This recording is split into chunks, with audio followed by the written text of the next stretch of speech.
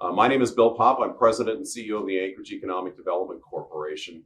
A little history on this project that we're about to introduce. Earlier this summer, members of the private sector started having conversations with Anchorage Economic Development Corporation, looking at the opportunities that might be developing and being presented to our community to take advantage of some of the challenges that supply chains are having across the United States, mainly from Asia.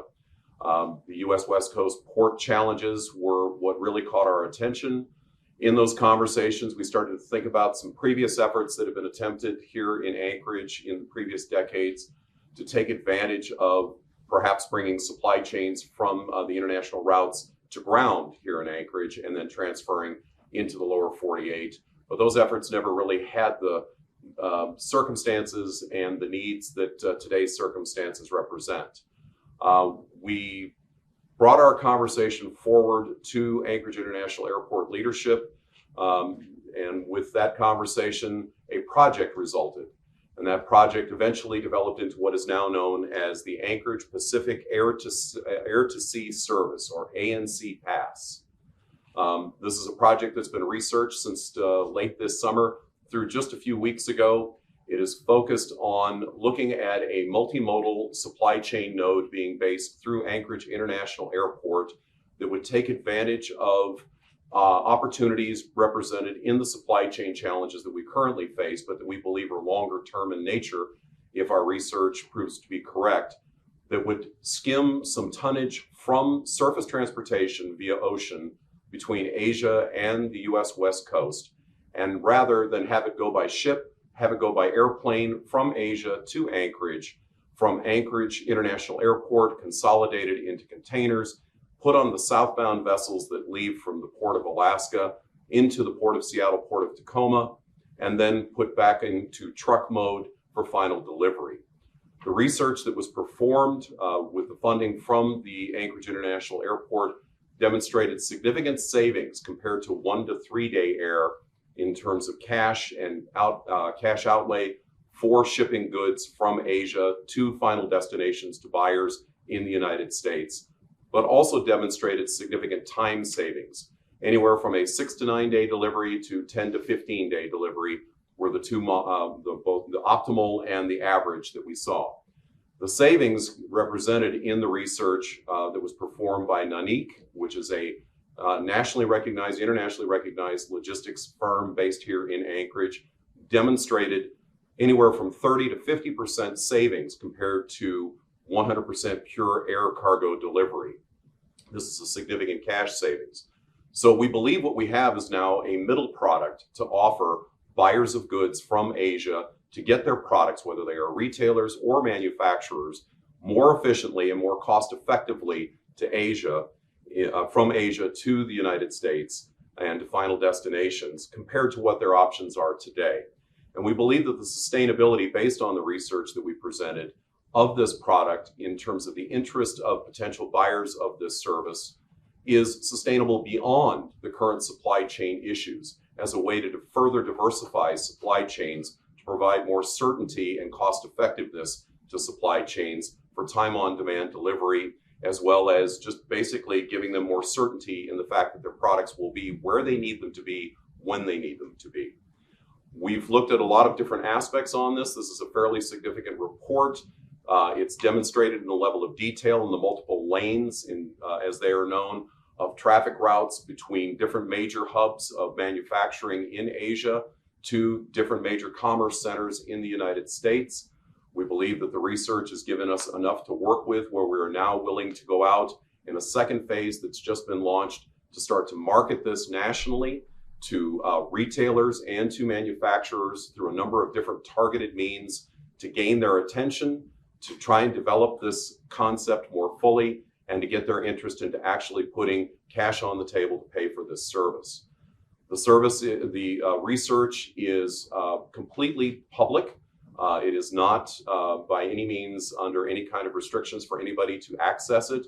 We are distributing this widely amongst a number of different types of transportation companies, air cargo companies, surface transportation companies, trucking, ocean, all the related parts and pieces of this. We are making this available to try and gather the interest and to see what the market will do between a willing buyer and willing seller of this kind of service. And with that, I think we'll turn it over to Jim Szczesniak, the airport director, to talk a little bit about his perspectives on this.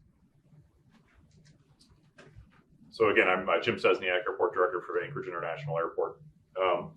Again, this is we got our third quarter numbers in when we got our third quarter numbers in, and Anchorage has been doing fantastic, right? So we just saw a 5% increase over last year. So we've got almost 1 million tons, metric tons came through this airport in the third quarter. And as you can see behind me, there's plenty of aircraft here to do that. And so we're thrilled to kind of keep this system running here because it's a benefit to Alaska from a jobs perspective. There's a lot of Alaskans who are out there working right now to process these flights. And we think that we're now going to be this future nexus of where we can do this aircraft into sea component at the Anchorage airport. There's a consulting company called Logistics, Capital, and Strategy.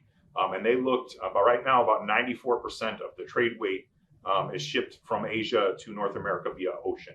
And so if air cargo could steal just 1% of that, that could be a 16% increase in air cargo activity. So again, it's a tremendous opportunity for us to maximize the asset that we have here in the Anchorage International Airport. Again, when we look at the volumes here, it's not insignificant. So we looked at the amount of empty containers that leave Anchorage and go back to the ports of Tacoma and Seattle, and it takes 151 747s to fill those containers on a weekly basis. So it's a substantial amount of capacity that's available to send stuff back. It also makes the aircraft more efficient. So if you take a look at a flight where the airplane goes from Asia to Anchorage, Anchorage to Chicago, an aircraft can do that round trip basically about 3 times a week and inject about 300 tons into the supply chain. If that aircraft was positioned here to use the ANC pass, it could go Asia Anchorage and then do that 6 times per week. And so it would have the ability to inject about 600 tons of cargo into the supply chain by using our facilities here and at the port. So again, it's really efficient for us to maximize the asset we have here. Again, we have the aircraft here to be able to utilize it, and we have this empty container capacity that's leaving here. This really kind of puts those two together. It's a good, again, relief valve in the immediate term for the challenges that supply chain is facing, but we also see it as that long-term play for us, which is good from an Alaska perspective because it enables us to do some additional things that we can't over here. So, we can get some value, some additive manufacturing, some final, assembly of products, because again, you're getting all this stuff coming in from Asia and getting off the plane, and then it could be, again, value added to it and then shipped on down. So again, it's a good opportunity for, again, the airport, but it's also a good opportunity for Alaska. And then also for an Alaskan perspective, it's good too, because Alaskans are paying to ship all those containers back empty right now. And so now if we can actually add a revenue stream into there, that can reduce the amount of shipping costs that Alaskans are bearing right now for the goods that are coming up here. Because again, they are paying for the whole trip up here and then the whole trip back. And so now if we can get somebody else to pay for the trip back, that only helps to benefit Alaskans. So what I want to do is turn this over to Dave. Dave Karp is with SaltCheck. And so he's from a logistics standpoint in kind of a lot of these industries. And so he can talk about it a little more in detail. Thanks, Jim. Well, good afternoon, everyone. Again, as Jim said, my name is Dave Karp. I'm Senior Vice President for Alaska for SaltCheck. We're a multimodal transportation and petroleum distribution company here in Alaska. I want to recognize there are other colleagues in the room from industry as well. I've been asked just to provide a little bit of a commentary from the private sector perspective, and certainly I can offer a viewpoint from our operating companies, which are Tow, Northern Air Cargo, and Non-Inc Logistics. Basically, we've been talking about this for a very long time. A lot of us are lifelong Alaskans. We've been talking about special cargo transfer rights and trying to get some traction in that vein. This is distinctly different because our view is that this is sort of a moment in time. We've seen some very drastic changes in the global supply chain. A lot of the conversations that we're having with our customers are about time, and time is money. And you know, traditionally you could put something on a container ship from Asia and get it across the Pacific and into the supply chain inside of 30 days pretty reliably. And you could do that affordably. Today, that game has completely changed. You know, it could take 75, 80 days to get something across the Pacific. And then you know, we all see the same footage every morning when we wake up and look at the Port of Long Beach and all those container ships. For us, this is a conversation about supply chain optimization. Every single week, there are 4+ container ships heading out of the Port of Alaska like a Swiss watch, headed back down to the Pacific Northwest. That capacity is all available to help relieve supply chain congestion. It does have to be something that causes people to think differently. So we're talking to customers, we're talking to beneficial cargo owners specifically, and we're talking to the logistics community about really just trying to enter this option into their deliberations and their daily dialogue. It's not going to be an easy sell, but when you really start to look at the economics and how much they've changed, and really the reliability of both Matson and Tote's southbound supply chain, as well as Linden has southbound marine capacity on a weekly basis, it really does represent an opportunity. If you look at the study that Nanak did, there is a significant value proposition there.